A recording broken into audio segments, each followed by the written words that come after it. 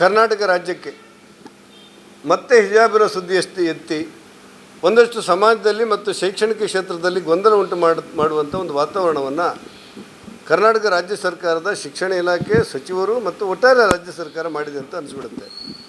ಹಿಜಾಬಿನ ವಿಚಾರದಲ್ಲಿ ರಾಜ್ಯದ ಉಚ್ಚ ನ್ಯಾಯಾಲಯ ಒಂದು ಆದೇಶವನ್ನು ಕೊಟ್ಟು ಯಾವುದೇ ಧಾರ್ಮಿಕ ಪ್ರಕ್ರಿಯೆಗಳಿಗೆ ಅವಕಾಶ ಇಲ್ಲ, ಬದಲಾಗಿ ಸಮವಸ್ತ್ರಕ್ಕೆ ಮಾತ್ರ ಅವಕಾಶ ಅನ್ನೋದನ್ನು ಹೇಳಿದೆ. ಮತ್ತು ಅದು ನ್ಯಾಯಾಲಯದ ಆದೇಶ, ನ್ಯಾಯಾಲಯದ ರಾಜ್ಯದ ಹೈಕೋರ್ಟಿನ ಆದೇಶವನ್ನು ವಿರೋಧಿಸಿ ಒಂದೆರಡು ಜನ ಸುಪ್ರೀಂ ಕೋರ್ಟ್ ಹೋಗಿದ್ದಾರೆ. ಸುಪ್ರೀಂ ಕೋರ್ಟು ಕರ್ನಾಟಕದ ನ್ಯಾಯಾಲಯ ಕೊಟ್ಟಿರುವಂಥ ಆದೇಶಕ್ಕೆ ತಡೆಯಾಜ್ಞೆ ಕೊಟ್ಟಿರಲಿಲ್ಲ ಮತ್ತು ಅಲ್ಲಿ ಸುಪ್ರೀಂ ಕೋರ್ಟಿನ ತೀರ್ಪುಗಳು ಕೂಡ ಇನ್ನು ಹೊರಬಂದಿಲ್ಲ. ಹಾಗಾಗಿ ರಾಜ್ಯದ ಉಚ್ಚ ನ್ಯಾಯಾಲಯ ಏನು ಆದೇಶವನ್ನು ಕೊಟ್ಟಿತ್ತೆ ಅದು ಇವತ್ತು ಅನುಷ್ಠಾನದಲ್ಲಿದೆ. ರಾಜ್ಯದ ಉಚ್ಚ ನ್ಯಾಯಾಲಯ ಕೊಟ್ಟಿರುವಂಥ ಆದೇಶದ ಅನುಷ್ಠಾನ ಇದ್ದು ಸುಪ್ರೀಂ ಕೋರ್ಟಿನ ತಡೆಯಾಜ್ಞೆ ಇಲ್ಲದಿರುವಂಥ ಪ್ರಕರಣದಲ್ಲಿ ಒಂದು ಇಲಾಖೆ ಸುತ್ತೋಲೆ ಹೊಡಿಸ್ತದೆ ಅಂತ ಹೇಳಿದರೆ ನನ್ನ ದೃಷ್ಟಿಯಲ್ಲಿ ಇದು ಯಾವ ಘಟನೆಗಳು ಕೂಡ ಇಲ್ಲಿವರೆಗೆ ಇಂಥದ್ದು ನಡೆದಿಲ್ಲ. ನ್ಯಾಯಾಲಯದ ಆದೇಶವನ್ನೇ ಮೀರಿ ಅಥವಾ ಅದಕ್ಕೇನಾದರೂ ಒಂದು ತಿದ್ದುಪಡಿ ತಂದು ಏನಾದರೂ ಕಾನೂನನ್ನು ರಚನೆ ಮಾಡಿ ನ್ಯಾಯಾಲಯಕ್ಕೆ ಮನವರಿಕೆ ಮಾಡುವುದನ್ನು ಬಿಟ್ಟು ನ್ಯಾಯಾಲಯದ ಆದೇಶ ಇದ್ದಂತೆ ಕೂಡ ಸುಪ್ರೀಂ ಕೋರ್ಟಿನ ತಡೆಯಾಜ್ಞೆ ಇಲ್ಲದೇ ಇರುವಂಥ ಪರಿಸ್ಥಿತಿಯಲ್ಲಿ ಇವತ್ತೊಂದು ಶಿಕ್ಷಣ ಇಲಾಖೆ ಆದೇಶವನ್ನು ಹೊಡ್ತದೆ ಅಂತ ಹೇಳಿದರೆ ಆ ಆದೇಶವನ್ನು ಮಾಡಿರುವಂಥ ಸಚಿವರಾಗಲಿ ಸರ್ಕಾರವಾಗಲಿ ಇಲಾಖೆ ಆಗಲಿ ಅವರು ಮಾಡಿರೋ ಮಾನದಂಡ ಏನು ಅನ್ನೋದೇ ಅರ್ಥ ಆಗ್ತಿಲ್ಲ. ಒಟ್ಟಾರೆ ಇದು ಘಟನೆಯಿಂದ ಏನಾಗಿದೆ ಅಂತ ಹೇಳಿದರೆ ಒಂದಷ್ಟು ಶಾಂತವಾಗಿರುವಂಥ ಶಿಕ್ಷಣ ಇಲಾಖೆ, ನೆಮ್ಮದಿಯಲ್ಲಿರುವಂಥ ಒಂದು ಸಮಾಜ ಒಂದು ರೀತಿಯ ಗೊಂದಲ ವಾತಾವರಣ ಮಾಡುವಂಥ ಒಂದು ವಾತಾವರಣ ಇವತ್ತು ನಿರ್ಮಾಣ ಆಗಿದೆ. ನಾಡಿದ್ದು ಇವತ್ತು ಹಿಜಾಬಿನ ವಿಚಾರಗಳು ಬಂದಾಗ ನಾಳೆ ಕೇಸರಿ ಸಾಲಿನ ವಿಚಾರಗಳು ಬಂದರೆ ಸಮಾಜದಲ್ಲಿ ಮತ್ತು ಶಿಕ್ಷಣದಲ್ಲಿ ವಿವಾದಗಳು ಮಾಡಲಿಕ್ಕೆ ಸರ್ಕಾರವೇ ಕಾರಣಭೂತ ಆಗ್ತಿರೋ ದುರಾದೃಷ್ಟ. ಒಟ್ಟಾರೆ ಸರ್ಕಾರದ ನಿಲುವು ಖಂಡನೀಯ ಅನ್ನುವಂಥ ಮಾತನ್ನು ಹೇಳಬೇಕಾಗಿದೆ. ಸರ್ಕಾರಕ್ಕೆ ಕಾನೂನಿನ ಅರಿವಿನ ಕೊರತೆಯೋ ಅಥವಾ ಓಲೈಕೆಯೋ ಯಾವ ಥರ ಇದನ್ನು ಅಲ್ಲ, ನನಗನ್ನಿಸುತ್ತೆ ಈಗ ಸುದ್ದಿ ಇರುವುದು ದಾವಣಗೆರೆ ಫಲಿತಾಂಶದಿಂದಾಗಿ ಅಲ್ಪಸಂಖ್ಯಾತ ಸಮುದಾಯಕ್ಕೆ ಒಂದಷ್ಟು ಸಾಂತ್ವನವನ್ನು ಕೊಡಬೇಕು ಅನ್ನೋದು ಅವ್ರ ವಿಚಾರ ಇರ್ಬೋದು, ಅವ್ರ ಚರ್ಚೆ ಇರ್ಬೋದು, ಸರ್ಕಾರದ ನಿಲುವು ಇರ್ಬೋದು. ಆದರೆ ನ್ಯಾಯಾಲಯದ ಆದೇಶವನ್ನು ಮೀರಿ ಒಂದು ಸುತ್ತೋಲೆಯನ್ನು ಹೊಡಿಸ್ತೇವೆ ಅಂತ ಹೇಳೋದು, ಯಾರನ್ನೇ ಸಾಂತ್ವನ ಮಾಡೋಕ್ಕಾದರೂ ಕೂಡ ಕಾನೂನನ್ನೇ ಮೀರಿ ಸುತ್ತೋಲೆ ಹೊಡಿಸುವಂಥ ಅಧಿಕಾರ ನನಗೆ ಗೊತ್ತಿರುವಂತೆ ಸರ್ಕಾರಕ್ಕಾಗಲಿ ಇಲಾಖೆಗಾಗಲಿ ಇಲ್ಲ. ಇದೊಂದು ರೀತಿಯ ಬೇಜವಾಬ್ದಾರಿ ನಡವಳಿಕೆ ಅಂತ ಅನಿಸ್ಬಿಡುತ್ತೆ. ಸಿದ್ದರಾಮಯ್ಯನವರು ಕಾನೂನು ಪಂಡಿತರಾಗಿ ಇದಕ್ಕೆ ಯಾಕೆ ಸಹಮತ ವ್ಯಕ್ತಪಡಿಸ್ತಾ ಇದ್ದಾರೆ ಅನ್ನೋದು ನಮ್ಗೆ ಅರ್ಥ ಆಗಿಲ್ಲ. ಶನಿವಾರ ರುದ್ರಾಕ್ಷಮಾಲೆ ಎಲ್ಲವೂ ಇದನ್ನು ಒಟ್ಟಿಗೆ ತಗೊಂಡು ಹೋಗಿದೆ. ಅಲ್ಲ, ಜನಿವಾರ ಕಟ್ ಮಾಡಿ ಆಯಿತು ಇವರದೇ ಸರ್ಕಾರದಲ್ಲಿ ಜನಿವಾರ ಕಟ್ ಮಾಡಿ ಆಯಿತು. ಈಗ ಆ ಹಿಜಾಬಿನ ಪ್ರಕರಣದಲ್ಲಿ ಒಂದಷ್ಟು ಓಲೈಕೆಯ ರಾಜಕಾರಣಕ್ಕೆ ಜನಿವಾರವನ್ನು ಒಂದು ಉಲ್ಲೇಖ ಅಂತೇಳಿ ಮಾಡಿದ್ದಾರೆ ಬಿಟ್ಟರೆ ಇದರಲ್ಲಿ ಯಾವುದೇ ಗೊಂದಲಗಳು ನಡೀತಾ ಇಲ್ಲ. ಬದಲಾಗಿ ಅನಾಹುತ ಮಾಡುವಂಥ ವ್ಯವಸ್ಥೆಗಳಿಗೆ ಸರ್ಕಾರ ಕೈ ಇಕ್ಕಿದೆ.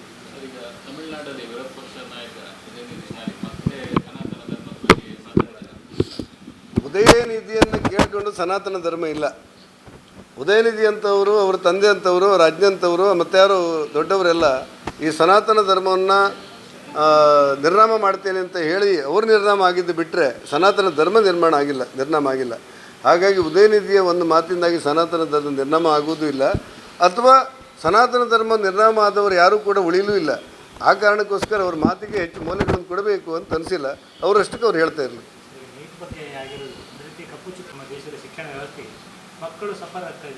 ಹೌದು, ಈಗ ನೀಟಿನ ಪ್ರಶ್ನೆ ಪತ್ರಿಕೆ ಸೋರಿದ ಹಿನ್ನೆಲೆಯಲ್ಲಿ ಒಂದಷ್ಟು ಗೊಂದಲ ಆದ ಸತ್ಯ, ಎಲ್ರಿಗೂ ನೋವಿದೆ, ಅದು ಕೇಂದ್ರಕ್ಕೂ ನೋವಿದೆ. ಇಂಥ ಪ್ರಕರಣಗಳಾದಾಗ ಅನೇಕ ಸಾರಿ ಆ ತಪ್ಪಿತಸ್ಥರ ಪರವಾಗಿ ನಿಂತಹ ಉದಾಹರಣೆಗಳು ರಾಜ್ಯದಲ್ಲಿದೆ. ಆದರೆ ನೀಟ್ ಪರೀಕ್ಷೆಯಲ್ಲಿ ಪ್ರಶ್ನೆ ಪತ್ರಿಕೆ ಸೋರಿದೆ ಅಂತ ಸುದ್ದಿ ತೆಗೆದ ತಕ್ಷಣ ಸರ್ಕಾರ ಆ ಪರೀಕ್ಷೆಯನ್ನು ರದ್ದುಪಡಿಸಿದೆ. CBI ತನಿಖೆ ಮಾಡಲಿಕ್ಕೆ ಬೇಕಾದಂಥ ಕ್ರಮ ತಗೊಂಡಿದೆ. ಕೆಲವು ಆರೋಪಿಗಳನ್ನು ಬಂಧನ ಮಾಡಿದೆ. ವಿಶೇಷ ಯಾವುದೇ ಶುಲ್ಕ ಇಲ್ಲದೆ ಮರುಪರೀಕ್ಷೆಯನ್ನು ಮಕ್ಕಳಿಗೆ ಮಾಡ್ತೇನೆ ಅಂತ ಭರವಸೆ ಕೊಟ್ಟಿದೆ ಮತ್ತು ಆ ಅನುಷ್ಠಾನ ಮಾಡ್ತಾ ಇದೆ. ಹಾಗಾಗಿ ಅಲ್ಲಿ ಲೋಪ ಆಗಿದ್ದು ಸತ್ಯ. ಲೋಪ ಆಗಿದೆ ಅನ್ನುವ ಕಾರಣಕ್ಕೆ ತಕ್ಷಣ CBI ತನಿಖೆ ಮಾಡಿ ಆರೋಪಿಗಳನ್ನೆಲ್ಲ ಬಂಧಿಸಿ ಇನ್ನು ಮುಂದೆ ಅಂಥ ಕ್ರಮ ಆಗಬಾರ್ದು ಅನ್ನುವಂಥ ಒಂದು ವ್ಯವಸ್ಥೆಗೆ ಕೇಂದ್ರ ಸರ್ಕಾರ ಕೈ ಇಕ್ಕಿ ಶುಲ್ಕರಹಿತವಾಗಿ ಮಕ್ಕಳಿಗೆ ಮತ್ತೊಂದು ಪರೀಕ್ಷೆ ಮಾಡಲಿಕ್ಕೆ ಅವಕಾಶ ಮಾಡಿಕೊಟ್ಟಾಗ ಕೇಂದ್ರ ಸರ್ಕಾರವನ್ನು ದೂರಲಿಕ್ಕೆ ಆಗೋದಿಲ್ಲ. ಇವತ್ತು ನೀವು ಲೋಕಸಭಾ ಆಯೋಗ ತಗೊಂಡ್ರೆ ಕರ್ನಾಟಕದಲ್ಲಿ ಆ ಅನಾಹುತಗಳನ್ನೆಲ್ಲ ನೋಡಿದರೆ ಅವ್ರ ಪರವಾಗಿ ಸರ್ಕಾರ ನಿಂತುಬಿಟ್ಟಿದೆ. ಆದರೆ ಸರ್ಕಾರಕ್ಕೆ, ಕೇಂದ್ರ ಸರ್ಕಾರ ಗೊತ್ತಾದ ತಕ್ಷಣ ಕ್ರಮ ಕೈಗೊಳ್ಳಲಾಗಿದೆ, CBI ತನಿಖೆ ಮಾಡಲಾಗಿದೆ, ಆರೋಪಿಗಳನ್ನು ಬಂಧಿಸಲಾಗಿದೆ, ನಿಶ್ಶರ್ತವಾದ ಶುಲ್ಕಕ್ಕೆ ಮತ್ತೆ ಮಕ್ಕಳಿಗೆ ಪರೀಕ್ಷೆಯನ್ನು ಕಟ್ಟುವಂಥ ವ್ಯವಸ್ಥೆಗಳಾಗಿದೆ. ಹಾಗಾಗಿ ಇದು ಕೇಂದ್ರ ಸರ್ಕಾರವನ್ನು ದೂರಲಿಕ್ಕೆ ಆಗೋದಿಲ್ಲ. ಅಲ್ಲಿ ತಪ್ಪಾಗಿದೆ ಅಂದರೆ ಯಾರೋ ವಂಚಕರು, ಮೋಸಗಾರರು, ಈ ಅನಾಹುತಗಳನ್ನು ಮಾಡುವವರು, ವಿಕಾರ ಮನಸ್ಸಿನವರು ಇಂಥ ಕೆಟ್ಟದನ್ನು ಮಾಡಿರ್ತಾರೆ, ಅವ್ರನ್ನ ಬಂಧನ ಮಾಡುವಂಥ ಕೆಲಸ ಮಾಡಿದೆ. ಮತ್ತೊಮ್ಮೆ ಮಕ್ಕಳಿಗೆ ಅವಕಾಶಗಳು ಮಾಡಿಕೊಟ್ಟಿದೆ. ಈ ಪಾರದರ್ಶಕತೆಯನ್ನು ಕಾಯ್ದುಕೊಂಡದಕ್ಕೋಸ್ಕರ ಕೇಂದ್ರ ಸರ್ಕಾರ ಅಭಿನಂದನಾರ್ಹ ಅಂತ ಅನಿಸಿದೆ. ಪ್ರಧಾನಮಂತ್ರಿಗಳು ಮೆಚ್ಚುಗೆಗೆ ಕರೆ ಕೊಟ್ಟ ಮೇಲೆ ಎರಡು ಬೆಳವಣಿಗೆ, ಒಂದು ಜನರಲ್ಲಿ ಆತಂಕ, ಮತ್ತೊಂದು ಲಾಕ್ಡೌನ್ ಆಗುತ್ತಾ ಅನ್ನೋ ಆತಂಕ. ಎರಡನೇ, ವಿಪಕ್ಷಗಳು ವಿಶ್ವಗುರು ಅಂತ ಹೇಳಿಕೊಂಡ್ರೂ ಕೂಡ ಈ ಸಂದರ್ಭವನ್ನು ನಿಭಾಯಿಸುವುದರಲ್ಲಿ ಕೇಂದ್ರ ಸರ್ಕಾರ ಎಡವಿದೆ ಅಂತ ಹೇಳ್ತಾರೆ. ಅಲ್ಲ, ವಿದೇಶದಲ್ಲಿ ನಡೀತಾ ಇರುವಂಥ ವಿದ್ಯಮಾನಗಳನ್ನು ಗಮನದಲ್ಲಿ ಇಟ್ಟುಕೊಂಡ್ರೆ ನೆಹರೂರವರಿಂದ, ಲಾಲ್ ಬಹದ್ದೂರ್ ಶಾಸ್ತ್ರಿಯಿಂದ, ಇಂದಿರಾ ಗಾಂಧಿಯಿಂದ ಪ್ರಾರಂಭವಾಗಿ ಅನೇಕ ಪ್ರಧಾನಿಗಳು ನೀವು ಊಟವನ್ನೇ ನಿಲ್ಲಿಸಬೇಕು ಅಂತ ಹೇಳಿದವರಿದ್ದಾರೆ, ಉಪವಾಸ ಇರಬೇಕು ಅಂತ ಹೇಳಿದವರಿದ್ದಾರೆ, ಬೇರೆ ಬೇರೆ ಚಿನ್ನಗಳನ್ನು ಖರೀದಿ ಮಾಡಬಾರ್ದು ಅಂತ ಹೇಳಿದವರಿದ್ದಾರೆ. ಅವರೆಲ್ಲರನ್ನ ಗಮನಕ್ಕೆ ತೆಗೆದುಕೊಂಡಾಗ ಇವತ್ತಿನ ಪ್ರಧಾನಮಂತ್ರಿ ನರೇಂದ್ರ ಮೋದಿಯವರು 1 ವರ್ಷಗಳ ಕಾಲ ವಿನಾಕಾರಣ ಚಿನ್ನವನ್ನು ಖರೀದಿ ಮಾಡುವಂಥ ಪ್ರಮಾಣವನ್ನು ಕಡಿಮೆ ಮಾಡಿ ಅಂತ ಇಂಗಿತ. ಅದರ ಅರ್ಥ ನಾಳೆ ಮದುವೆ ಮಾಡುವವರು ಚಿನ್ನ ಮಾರಬಾರ್ದ ಕೇಳಿದ್ರೆ ಮಾಡಬೇಡಿ ಅಂತ ಹೇಳಿಲ್ಲ. ಚಿನ್ನದ ಅಂಗಡಿ ಮಾಲೀಕರಿಗಾಗಲಿ, ಚಿನ್ನದ ಅಂಗಡಿಯಲ್ಲಿರುವಂಥ ಕೆಲಸಗಾರರಿಗಾಗಲಿ, ಮದುವೆಗೆ ಮುಂಜೆಗೆ ವಿಶ್ವ ಸಮಾರಂಭಕ್ಕೆ ನಾವು ಖರೀದಿ ಮಾಡಬೇಕಾದಂಥ ಅನಿವಾರ್ಯತೆ ಇರುತ್ತೆ ಅನ್ನೋರಿಗಾಗಲಿ ಈ ಆದೇಶ ಅಲ್ಲ ಇದು.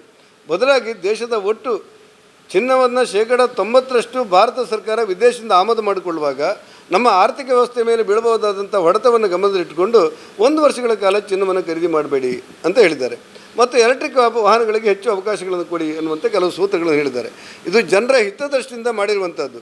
ಇಂಥ ಒಬ್ಬ ಪ್ರಧಾನಿ ಸ್ವಾರ್ಥರಹಿತವಾಗಿ ದೇಶಕ್ಕೋಸ್ಕರ ಜನರಿಗೆ ಮನವಿ ಮಾಡುವಂಥ ಪ್ರಧಾನಿಯ ಒಟ್ಟು ಆಶಯಗಳನ್ನು ಗಮನದಲ್ಲಿ ಇಟ್ಕೊಳ್ಳೋದು ಬಿಟ್ಟು ಕಾಂಗ್ರೆಸ್ಗೆ ಮನಸ್ಸಿಗೆ ಬಂದಾಗ ಮಾತಾಡ್ತಿರೋದೇ ಆಶ್ಚರ್ಯ ಅಂತ ಅನಿಸ್ಬಿಡುತ್ತೆ. ದೇಶದ ಪ್ರಶ್ನೆ ಬಂದಾಗ ನಾವೆಲ್ಲ ಒಟ್ಟಾಗಿರಬೇಕು, ಪ್ರಧಾನಿಗೆ ಬೆಂಬಲ ಕೊಡಬೇಕು ಅಂತೇಳಿ ನಾನು ಕಾಂಗ್ರೆಸ್ಸಿಗೆ ಆಗ್ರಹಪಡಿಸ್ತೇನೆ. ಪ್ರಧಾನಿಯವರು ಸ್ವತಃ ಈ ಫ್ಯೂಯಲ್ ಉಳಿಸಬೇಕು, ಇಂಧನ ಉಳಿಸಬೇಕು ಅನ್ನೋ ನಿಟ್ಟಿನಲ್ಲಿ 12 ವೆಹಿಕಲ್ ಇತ್ತು, ಕಾನ್ವಾಯ್ 2ಕ್ಕೆ ಮುಗಿಸಲಾಗಿದೆ. ನಿಮ್ಮ MP ಅವರಿಗೆ ಸಂಸದರಿಗೆ ಏನಾದರೂ ನಿರ್ದೇಶನ ಏನಾದರೂ ಉಂಟಾ? ಅಲ್ಲ, ನಮ್ಮ ನಿರ್ದೇಶನ ಕೊಟ್ಟಿಲ್ಲ. ಆದರೆ ಪ್ರಧಾನಿಯವರ ಆಶಯ, ಅವರ ಮಾತುಗಳೇ ನಮಗೆ ಅರ್ಥ ಮಾಡಿಕೊಳ್ಬೇಕಾದಂಥ ಅವಶ್ಯಕತೆಗಳಿದೆ. ಪ್ರಧಾನಿಯವರು ತಮ್ಮ ಬೆಂಗಾವಲು ಪಡೆಯಲ್ಲಿ 50% ಕಡಿತ ಮಾಡೋದನ್ನು ರಾಜ್ಯದಲ್ಲಿರುವಂಥ ವಿರೋಧ ಪಕ್ಷ ನಾಯಕರು 50% ಕಡಿತ ಮಾಡಿದ್ದಾರೆ. ಬಹುತೇಕ ಇಡೀ ರಾಷ್ಟ್ರಕ್ಕಿದ್ದು ಅನ್ವಯಿಸುವುದಾದ್ರಿಂದ ಇಡೀ ರಾಷ್ಟ್ರ ಪ್ರಧಾನಿಯವರ ಅಂದರೆ ದೇಶದ ಬೆಂಬಲಕ್ಕೆ ನಿಲ್ಲಬೇಕಾದ್ರಿಂದ ನಮ್ಮಲ್ಲೂ ಕೂಡ ಡೀಸೆಲನ್ನು ತೆಗೆದು ಏನಾದರೂ ವಿದ್ಯುತ್ ಯಂತ್ರಗಳನ್ನು ಕೊಡ್ತಾರಾ, ವಾಹನಗಳನ್ನು ಕೊಡ್ತಾರಾ ಅನ್ನೋದ್ರ ಬಗ್ಗೆ ನಾವು ಯೋಚನೆ ಮಾಡ್ತಿದ್ದೇವೆ, ಇನ್ನೂ ಮಾಡಿಲ್ಲ. ಒಟ್ಟಾರೆ ಇಡೀ ದೇಶದ ಆರ್ಥಿಕ ಸ್ಥಿತಿ ಮತ್ತು ವಿದೇಶದಲ್ಲಿರುವಂಥ ಆಡಳಿತಾತ್ಮಕವಾದ ಸ್ಥಿತಿ, ತೈಲ ಬೆಲೆಯಲ್ಲಾಗಿರುವಂಥ ಸಮಸ್ಯೆಗಳು, ಚಿನ್ನದಲ್ಲಾಗಿರುವಂಥ ಗೊಂದಲ, ಇದನ್ನು ಗಮನದಲ್ಲಿಟ್ಟುಕೊಂಡು ದೇಶ ಒಟ್ಟಾಗಿ ನಿರ್ಣಯ ತೆಗೆದುಕೊಳ್ಳಬೇಕು ಅನ್ನೋದು ಪ್ರಧಾನಿಯವರ ಒಟ್ಟು ಆಶಯ. ಪಕ್ಷಭೇದವನ್ನು ಮರೆತು ಕಾಂಗ್ರೆಸ್ಸಿಗರು ಪ್ರಧಾನಿಯವರ ಆಶಯಕ್ಕೆ ಬೆಂಬಲ ಕೊಟ್ಟು ದೇಶವನ್ನು ಉಳಿಸಬೇಕು ಅನ್ನೋದು ನನ್ನ ವಿನಂತಿ. ಉತ್ತಮ ಸಂಸ್ಕಾರಯುತ ಶಿಕ್ಷಣದೊಂದಿಗೆ VSS English medium CBSE school Udupi Muddur. ನರ್ಸರಿಯಿಂದ 10ನೇ ತರಗತಿವರೆಗೆ ಶಿಕ್ಷಣದ ಜೊತೆಗೆ 5ರಿಂದ 10ನೇ ತರಗತಿವರೆಗಿನ ವಿದ್ಯಾರ್ಥಿನಿಯರಿಗೆ ಉತ್ತಮ ಹಾಸ್ಟೆಲ್ ಸೌಲಭ್ಯವೂ ಇದೆ. ನಿಮ್ಮ ಮಕ್ಕಳ ಪ್ರವೇಶಾತಿಗಾಗಿ ಈ ಸಂಖ್ಯೆಗೆ ಕರೆ ಮಾಡಿ.